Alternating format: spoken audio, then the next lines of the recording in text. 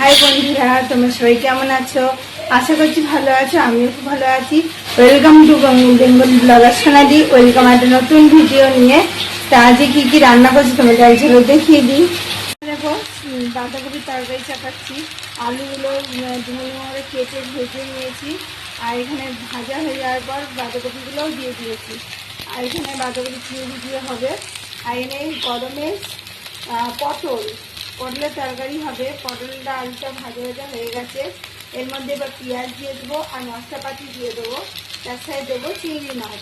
তা চলো গোটা ভিডিওটা স্কিপ না করে দেখতে থাকো, আশা করছি ভালো লাগে। তার সাথে হবে রুই মাছের ঝোল, এটা পেঁয়াজ রসুন দিয়েই হবে। আর এখানে হবে নিম পাতা ভাজা বেগুন দিয়ে। বেগুনগুলো কেটে নিয়েছি আর নিম পাতাও ছাড়িয়ে নিয়েছি। আর এটা মাছের ঝোল। এখানে চিংড়ি মাছ দিয়ে বাঁধাকপি দিয়ে দিয়েছি। এখানে ঢাকা দিয়ে দিয়েছি সামান্য একটু জল দিয়ে। আর এখানে পটল আলু চিংড়ি দিয়ে তরকারি হচ্ছে, এটাও আমি একটু ঢাকা দিয়ে দেবো। বেশ কিছুক্ষণ ধরে ফুটলেই হয়ে যাবে। আর এখানে ভাত হয়ে গেছে। তা চলো এটাও ঢাকা দিয়ে দিই, তাহলে তাড়াতাড়ি হয়ে যাবে।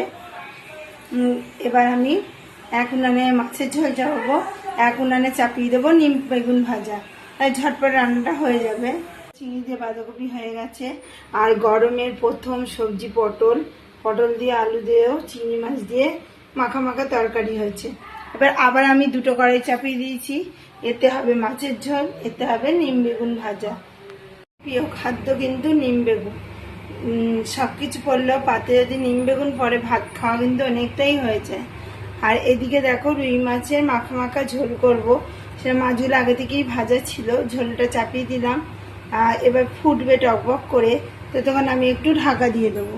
পেঁয়াজ রসুন দিয়ে মাছের ঝোলটা করলাম। এবার আমি ঢাকা দিয়ে দিয়েছি, কিছুক্ষণ ধরে হতে থাক। আর নিম বেগুনটাকে আমি তুলে নেবো। নিম বেগুনটা দেখো কত সুন্দর ভাজা হয়ে গেছে। বন্ধুরা, মাছের ঝোলও আমার হয়ে গেছে। এবার পাত্রে আমি ঢেলে নেবো। এই রান্না গন্ধ গন্ধে চলে এসছে দেখো। এবার ঝোলটা ঢেলে নিই পাত্রে, দিয়ে বাসন কটা যা জমেছে সব মেজে ফেলি। আবার নাচ করছে। শেষ হয়ে গেল। তো আজকের মতো ভিডিও আমি এখানেই রাখছি। আমার ভিডিও যদি ভালো লেগে থাকে অবশ্যই চ্যানেলটা সাবস্ক্রাইব করবে, লাইক কমেন্ট শেয়ার করতে ভুলো না। কাল আবার নতুন ভিডিও নিয়ে খুব শীঘ্রই আসছি। তো সুস্থ থেকো, ভালো থেকো, সবাইকে ভালো রেখো। বাই।